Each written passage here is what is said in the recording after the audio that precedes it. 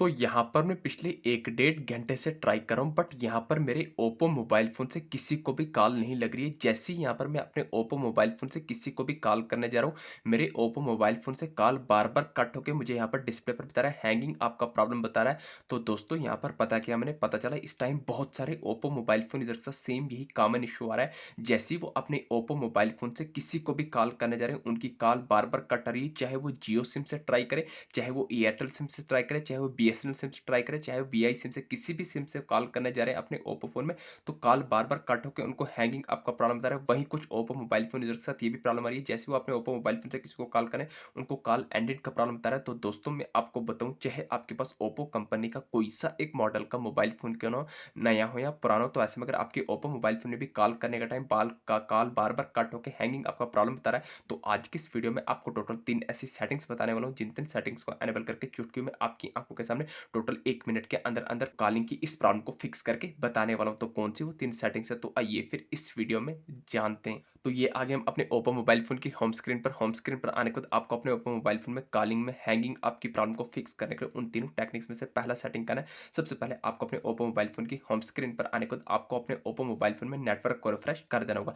दोस्तों बहुत बार देखा गया आपके ओप्पो मोबाइल फ़ोन पर टावर तो शो कर रहे होते हैं, बट एक्चुअल में आपके ओप्पो मोबाइल फ़ोन में रियल नेटवर्क कवरेज नहीं हो रही थी। जब आपके ओप्पो मोबाइल फ़ोन में रियल नेटवर्क कवरेज नहीं होगी, तो ऑब्वियसली बात है आपके ओप्पो मोबाइल फ़ोन में जब सिग्नल लेंगे तो कॉल कहाँ से लगेगी, तो कॉल कट होके कुछ ना कुछ आपको एरर बता दिया जाएगा। तो इसलिए आपको सबसे पहले आपको अपने ओप्पो मोबाइल फ़ोन में नेटवर्क को रिफ्रेश करना मोस्ट इंपॉर्टेंट है। कैसे रिफ्रेश करना है? आपको अपने ओप्पो मोबाइल फ़ोन की होम स्क्रीन पर आने के बाद ऊपर से नीचे की तरफ स्क्रॉल करना है। यहाँ पर आपके ओप्पो मोबाइल फ़ोन में बहुत सारे फीचर देखने को मिलेंगे, तो आपको एयरप्लेन मोड या फ्लाइट मोड ढूँढ लेना है। एक ही चीज़ है, कन्फ्यूज़ नहीं होना। यहाँ पर अलग-अलग फ़ोन में अलग-अलग नेम से होते हैं, तो यहाँ पर आपको एयरप्लेन मोड देखिए, फ्लाइट मोड देखिए, इसको एनेबल कर देना है। तो जैसे आप एनेबल कर देंगे 5 से 6 सेकंड तक आपको इसको ऑन रखना है। तो जैसे ही आपके 5 से 6 सेकंड हो जाएँगे, फिर आपको वापस से बंद कर देना है। इसको ऑन ऑफ करने से बेनिफिट होता है, इससे आपके नेटवर्क रिफ्रेश होते हैं। जैसे ही आपके नेटवर्क रिफ्रेश हो जाएंगे, एकदम बढ़िया तरीके से ऊपर 5G प्लस नेटवर्क आने लग जाएंगे, फुल टावर आने लग जाएंगे। जैसे ही आपका नेटवर्क रिफ्रेश होगा, अब आपको दूसरा इंपॉर्टेंट सेटिंग करना है। मोबाइल फोन की होम स्क्रीन पर आने को तो आपको अपने वीवो फोन में सेटिंग्स को ओपन कर देना है। जैसे आप सेटिंग्स को ओपन करेंगे, ऐसा इंटरफेस है। यहाँ पर आपको अपने ओप्पो फोन में बहुत सारे फीचर देखने को मिलेंगे। वाईफाई का, मोबाइल नेटवर्क का, ब्लूटूथ का कनेक्शन शेयरिंग का, वॉलपेपर का, तो आपको मोबाइल नेटवर्क पर क्लिक करना है। जैसे ही क्लिक करेंगे तो ऐसा इंटरफेस आएगा। यहाँ पर अब जिस भी सिम में आपको प्रॉब्लम आ रही है, मुझे ये मान के चल कि एयरटेल सिम से प्रॉब्लम आ रही है, तो आपको जियो में आ रही होगी, तो आपको जियो सिम पर क्लिक करना है। तो आपके सामने ऐसा इंटरफेस आएगा।